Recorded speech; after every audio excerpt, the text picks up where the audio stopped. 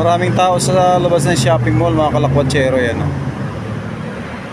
Nag-a-alarm sa loob ng shopping mall. Pinapalabas lahat ng tao, may emergency.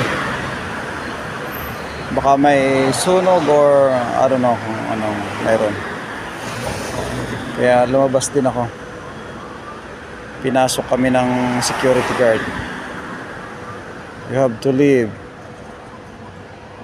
the shopping mall. Go outside. Emergency alarm daw. Yan, kaya maraming tao sa labas. Yun o.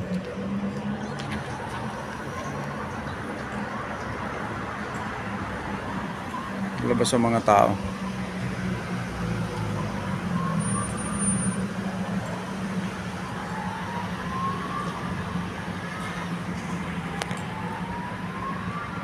Alas 9:27 ang kalakwatsero ng maga. Australian time.